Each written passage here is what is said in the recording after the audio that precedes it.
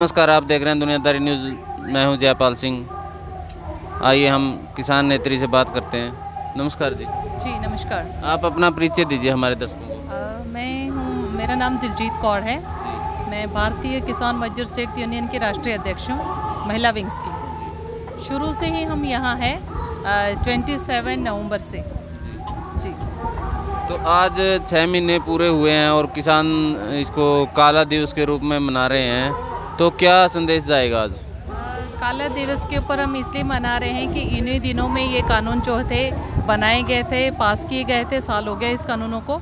जब पता चला तब से इन कानूनों का विरोध करना हमने शुरू किया है और जब तक ये कानून रद्द नहीं होते तब तक ये हमारा ऐसा ही चलता रहेगा। एक्चुअली ये आज पूर्णिमा होने की वजह से इतना ज़्यादा नहीं है।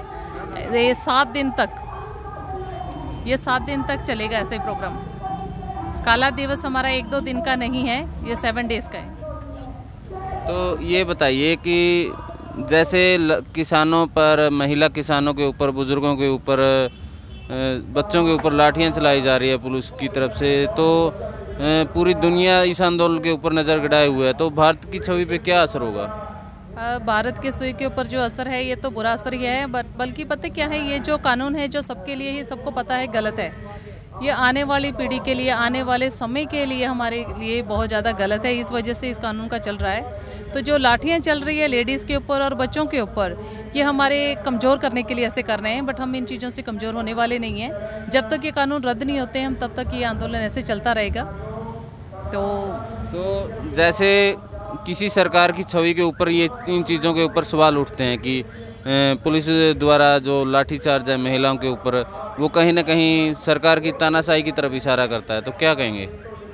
सरकार ऐसे पहले भी जो भी ऐसे चलता रहा है उसमें भी ये काम होते रहे हैं। कमज़ोर करने की पूरी कोशिश करेगी। पहले भी कभी खालिस्तान कह के डराया गया, कई रोड़े ऐसे आए हैं। पहले ऑपरेशन क्लीन के लिए भी बोला गया था कि ऑपरेशन क्लीन ताकि छोड़ के चले जाएं।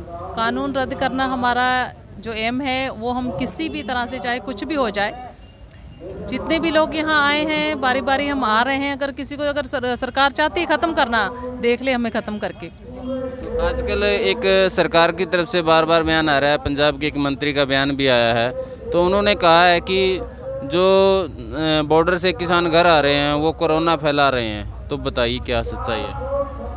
बॉर्डर से आ रहे कोरोना नहीं फैला रहे हैं। बॉर्डर के ऊपर तो कोरोना है ही नहीं। किसी भी किसान को, अब किसी को भी देख लो, ना किसी ने मास्क पहना है, तो ना ही किसी ने कुछ भी ऐसे। मैं खुद हूँ जीता जाता सबूत। मैं आज से 7 ईयर्स पहले इन्हेलर यूज़ कर रही थी, तो अभी मैं कोई इन्हेलर नहीं यूज़ कर रही हूँ। 6 मंथ्स यहाँ हो गए। इससे 4 मंथ्स, 4 महीने पहले मैं पंजाब में आंदोलन में थी।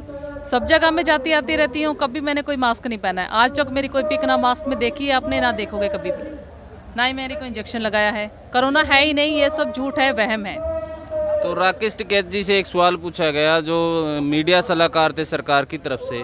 उनका सवाल था कि आप किसानों को वैक्सीन लगवाने से मना कर रहे हैं, जबकि नेताजी ने कहा कि हम कोई मना नहीं कर रहे हैं, आप वैक्सीनेशन का जो काम है वो शुरू कीजिए।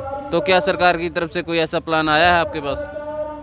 नहीं, ऐसा कोई प्लान नहीं आया है। हम लोगों तक, किसानों तक इस वैक्सीन के विरोध में है कि हमने कोई वैक्सीनेशन लेनी नहीं है। हमें वैक्सीन की कोई ज़रूरत नहीं है, क्योंकि हमारे लिए गलत है। जैसे कानून हमारे लिए गलत है, सेम वे ऐसे ही ये जो वैक्सीन है बिल्कुल गलत है। हमें इस चीज़ की ज़रूरत नहीं है।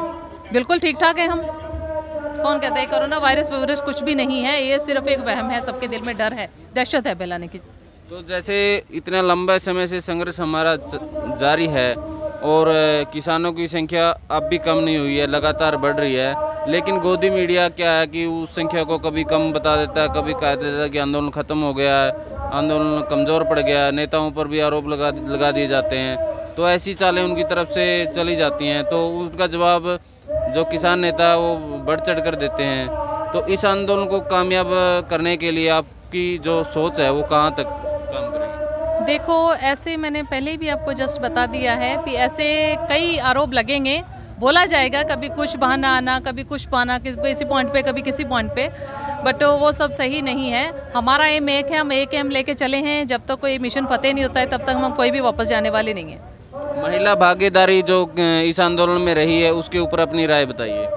महिला भागीदारी शुरू से ही है, 50% के ऊपर है। जितने जेंट्स है उतनी ही लेडीज़ है, शुरू से ही जुड़ी है और अंत तक ऐसे ही चलती रहेगी। जो संघर्ष में चोट खाई हुई महिलाएं हैं, वो जब उनसे सवाल किया गया कि आप दोबारा आंदोलन में शामिल होंगे, क्योंकि वो घायल थी तो हम घर पे गए, तो उन्होंने कहा कि हम दोबारा उसी जोश के साथ आएंगे। वो बिल्कुल उसी के दुगने जोश से आएंगे।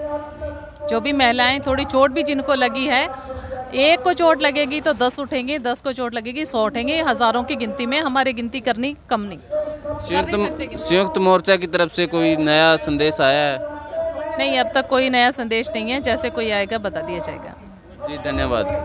तो ये महिला नेता थी, इन्होंने पूरे विस्तार से जो किसान आंदोलन की रूपरेखा थी, जिस प्रकार महिलाओं के ऊपर लाठीचार्ज हुआ, हर एक के ऊपर अपनी बात रखी। और ऐसी कोशिशों के लिए आप ग्राउंड रिपोर्ट देखते रहिए। ऐसी कोशिशों के लिए हम लगातार किसानों के बीच में जाते रहते हैं। अगर आपको वीडियो पसंद आए तो लाइक कीजिए, शेयर कीजिए और हमारे चैनल को सब्सक्राइब कीजिए। धन्यवाद, नमस्कार।